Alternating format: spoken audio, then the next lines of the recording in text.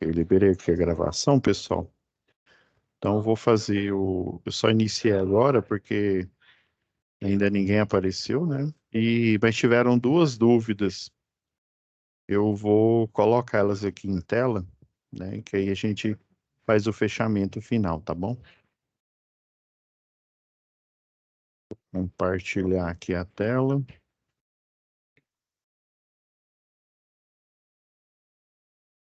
Vou compartilhar a tela total aqui, que aí fica mais simples, tá?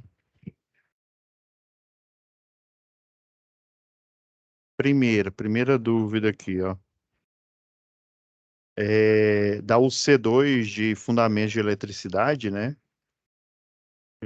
Mais conhecido como eletricidade básica, né?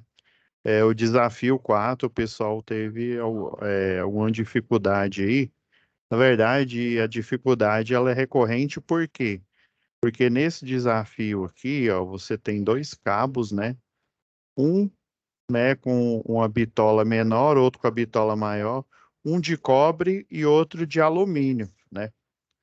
E inclusive olhando aqui no desenho, né, o R1 e o R2 é o mesmo cabo, né? Por exemplo, aqui é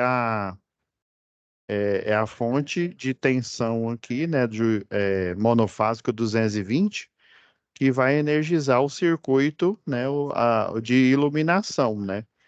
E a gente tem, né, e para a gente não ter dúvida, toda a carga que é acoplada no sistema elétrico de potência, ela é acoplada em paralelo, ou seja, eles têm a mesma tensão, né? No caso do monofásico, se for trifásico também, se for bifásico, tem a mesma tensão, porém a resistência de cada equipamento é diferente. Como são luminárias padrão, né? Então eu tenho lâmpadas aqui com cada uma, ó, tem a resistência de 240 ohms, né? Por isso que eu coloquei aqui no descritivo aqui, são 10 lâmpadas de 240 ohms, né? A gente tem aqui a redução, eu deixei a fórmula aqui, né? A redução, né, para você calcular a resistência em paralelo, né, equivalente para duas, né, o inverso da resistência é igual à soma dos seus inversos, né? É um somatório de inversos, não só as resistências, mas como o resultado aqui, a resistência equivalente. A gente fazendo uma redução aqui, fica o produto, né? O produto das duas resistências dividido pela soma.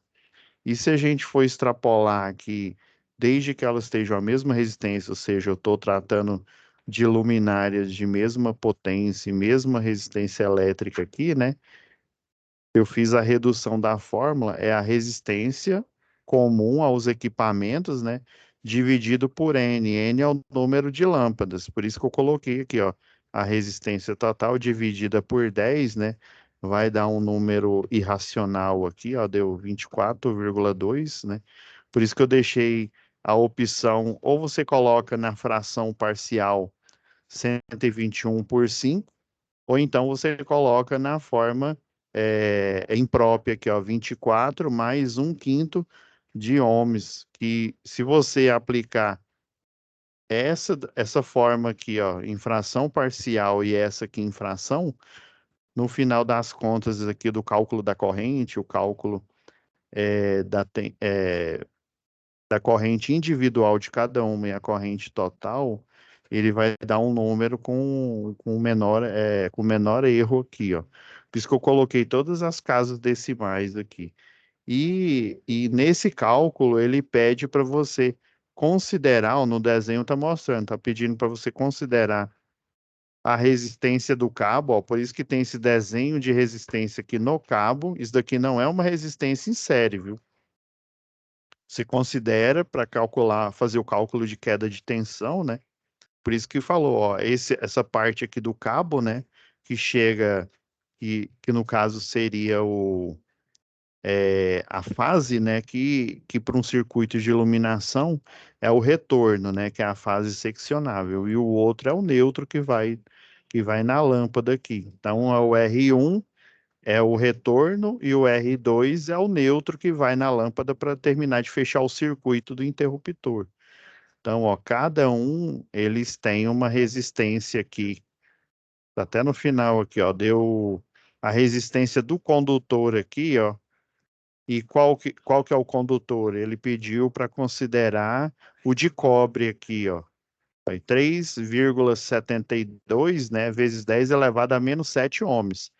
E a maioria dos alunos erram essa questão, às vezes não é nem pelo cálculo, é porque quando você faz a pesquisa na internet, você encontra, por exemplo, isso aqui ó, é a resistência do alumínio, né? A gente tem aqui a resistência do alumínio e a gente tem a resistência do cobre.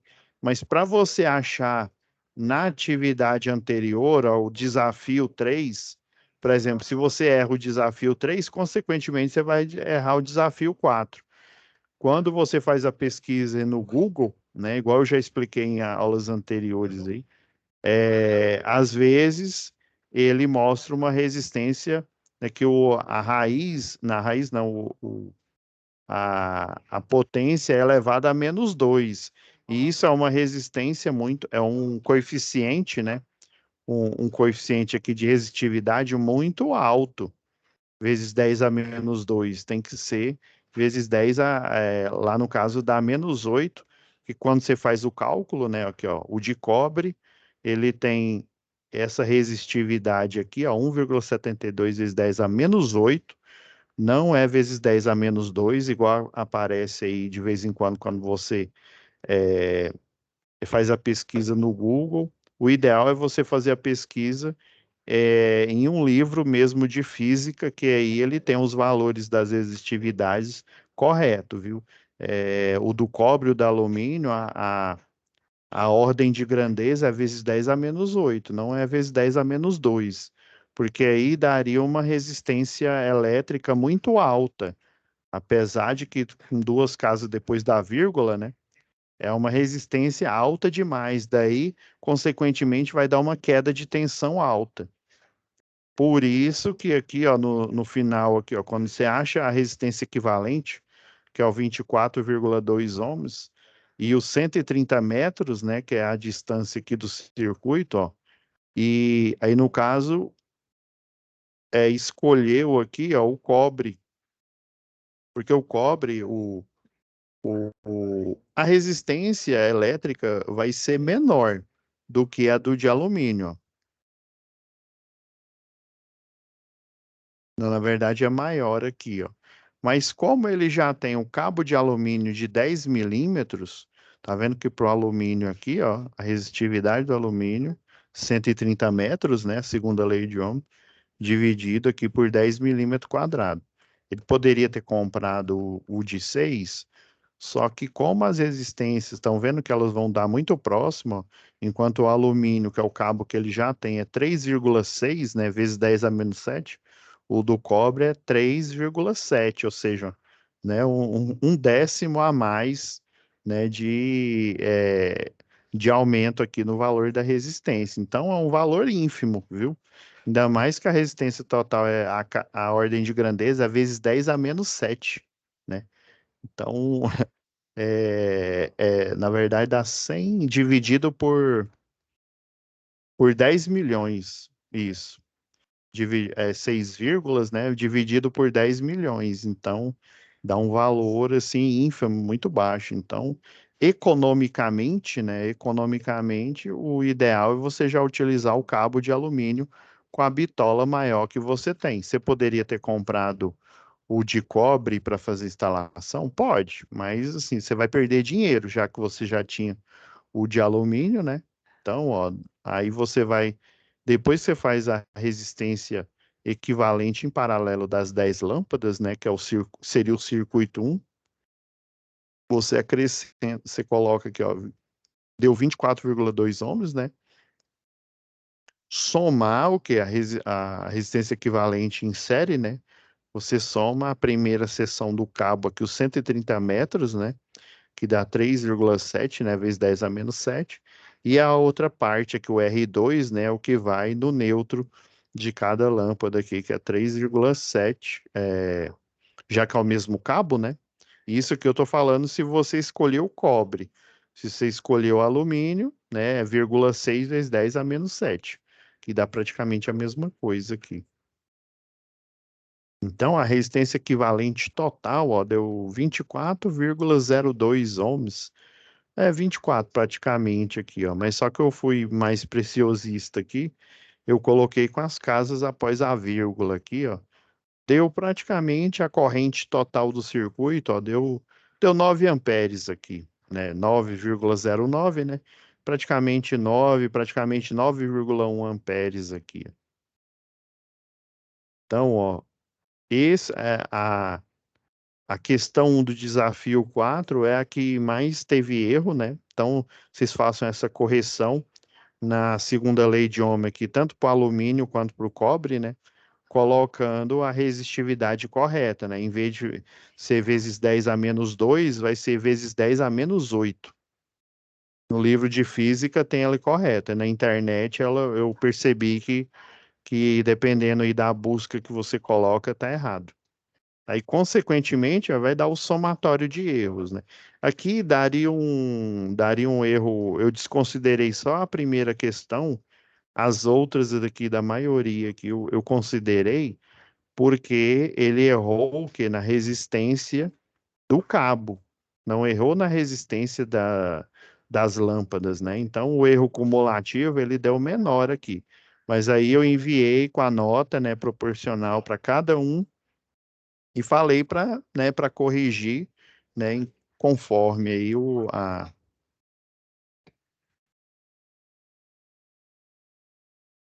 beleza? Então tá, pessoal. A outra dúvida é essa aqui, ó. Eu tô utilizando aqui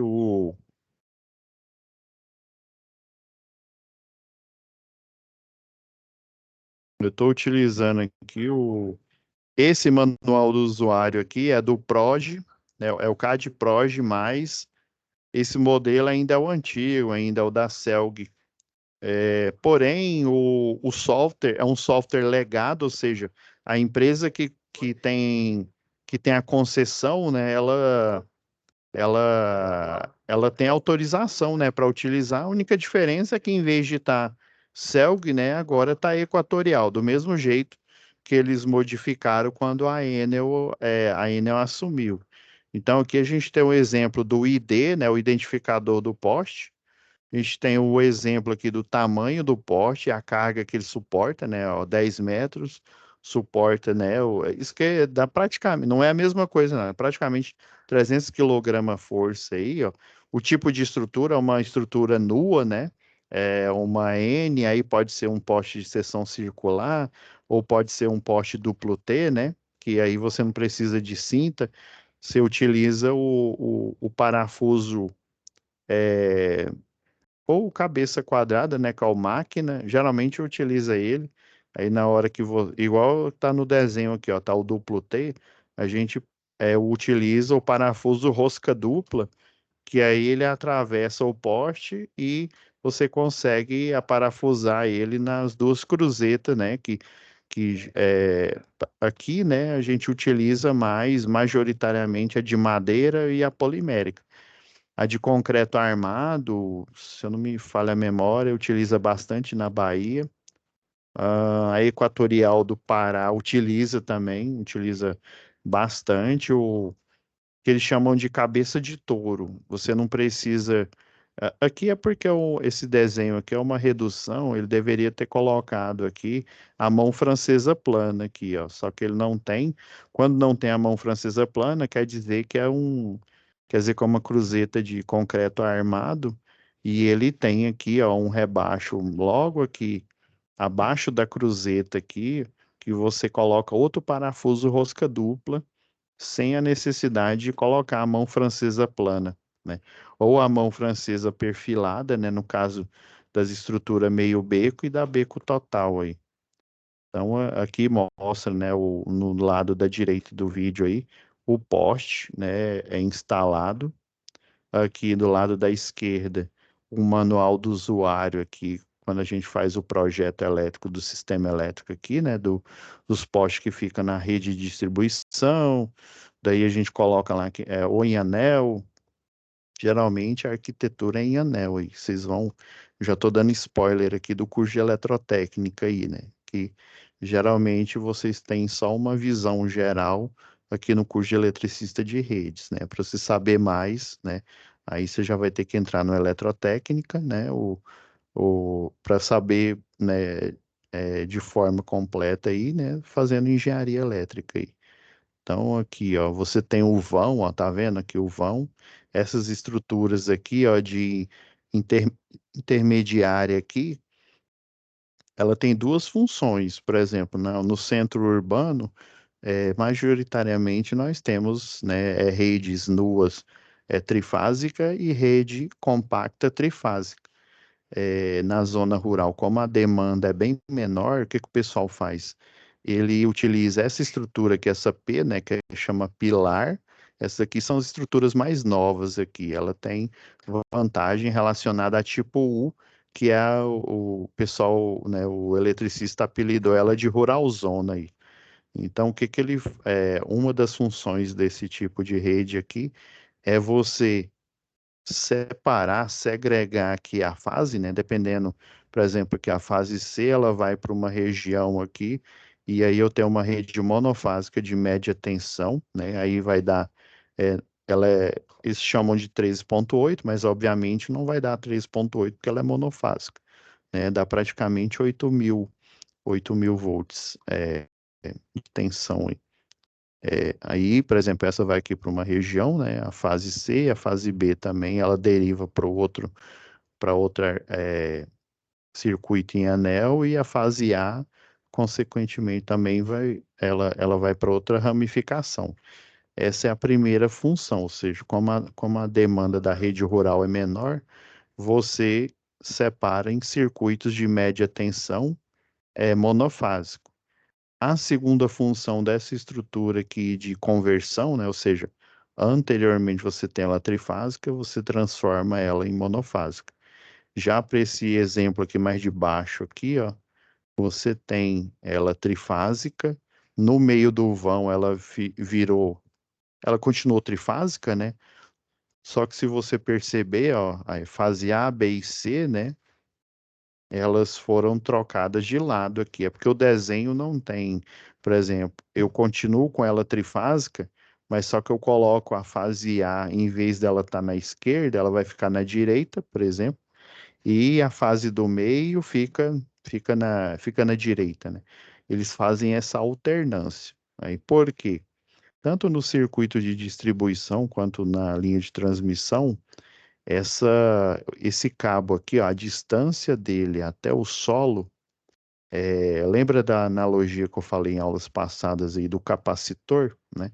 Então, o capacitor lá no livro de física, tem duas fórmulas, né? A capacitância seria a carga acumulada, né? Você tem a carga acumulada, né? Dividida aqui pelo raio, que seria a distância aqui. Já quando você utiliza uma arquitetura de capacitor com duas placas paralelas, você troca aqui a parte do raio aqui como a área, em vez de ser a distância, né, como a área aqui, né? Então, a área é o quê? Por exemplo, se for um quadrado aí, ou um retângulo, né? É base vezes altura. Aí, a distância aqui da linha de distribuição ou linha de transmissão é como se fosse, vou até mudar de cor aqui, ó. É como se eu estivesse varrendo a área aqui da fórmula do cálculo de capacitância aqui.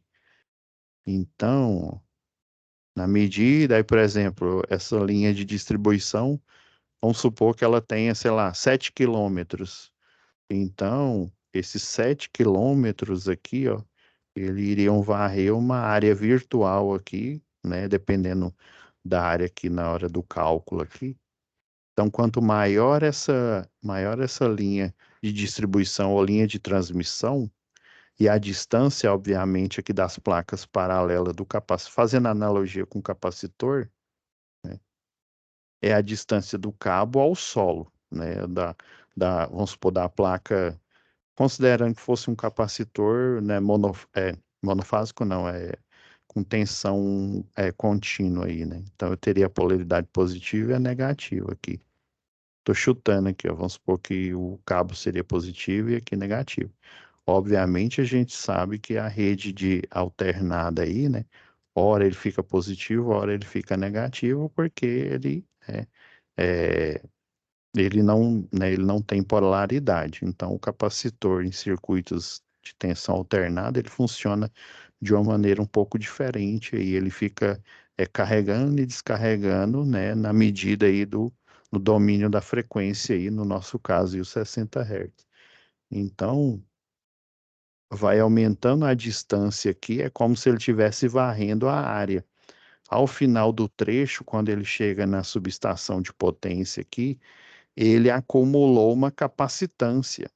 É o efeito de capacitância da linha, né? Por isso que em alguns modelos aí de linha de transmissão, de linha de distribuição, se a linha, eles chamam de linha curta, né? Tem a linha curta, tem a linha média e a linha longa, né? Aí a linha curta eles não consideram a capacitância, consideram só a indutância, e já na linha média e na linha longa, você considera o efeito capacitivo. Então, você tem o efeito da diminuição da tensão, né, que o pessoal chama de queda de tensão, e você tem o efeito do aumento aqui da capacitância na linha, né, que pode provocar alguns efeitos aí, o efeito skin, né, o efeito pele.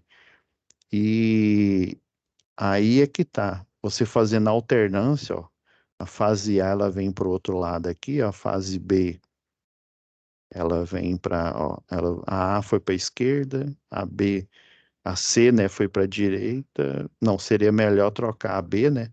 A B aqui para a direita e a C continuou aqui. Então, tem uma teoria aí, né? Que aí você vai fazendo essa alternância em alguns trechos da linha de transmissão, você consegue diminuir esse efeito capacitivo. Obviamente, né, você tem essa é uma das estratégias, né, você fazendo ao longo da linha de transmissão, da linha de distribuição, fazer essa alternância na posição da fase A, da fase B e da fase C, né, que são os compensadores, né, compensador dinâmico, né, e o compensador estático, né? Aí a gente já vai utilizar o estático eletrônica de potência e o compensador dinâmico, a gente utiliza, né, a gente pode utilizar até não só em uma hidrelétrica, né, uma PCH, mas também a gente pode utilizar numa subestação, que aí a gente utiliza o compensador dinâmico, que nada mais é do que um motor aí, que ele vai fazer, ele vai consumir o capacitivo da rede aí, né? Já que o motor, a arquitetura é indutiva, né? Então sempre quando você faz uma correção, vamos dizer assim, de fator de potência, né? As cargas majoritárias aí dos clientes são o quê? São indutores, né? São máquinas elétricas rotativas. E aí já esse efeito da rede aqui, como ele é um efeito capacitivo, para eu diminuir o efeito capacitivo, eu tenho que introduzir um efeito contrário, que seria o efeito indutivo. Aí o compensador dinâmico, eu coloco um motor, e aí esse motor, ele vai consumir o capacitivo da rede, retirando, né, essa impureza do sistema elétrico de potência. Tá bom? Deixa eu fazer um registro aqui antes que eu esqueça. E foram só essas duas dúvidas mesmo. Foi dúvida em fundamentos de eletricidade e dúvida no caso nesse caso aqui do exemplo aqui do programa e da disposição aqui dos postes, tá?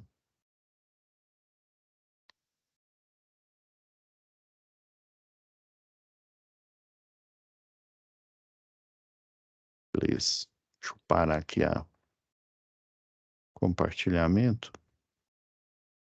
ver se deu certo aqui.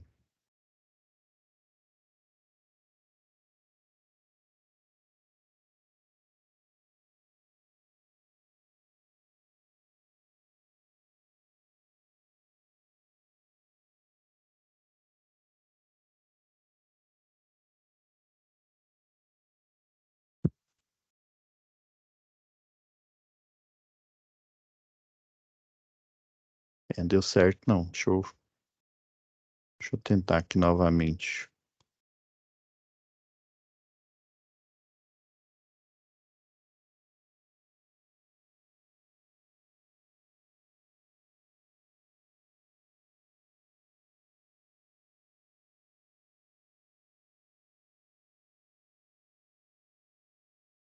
É, acho que agora vai dar certo.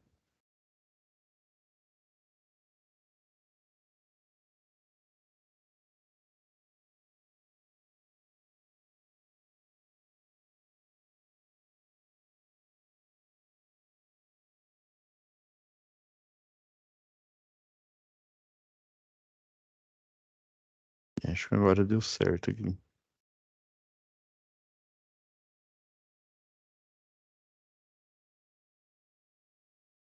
Ah, sim, agora, agora foi assertivo aqui. Então tá, pessoal, parar aqui a gravação.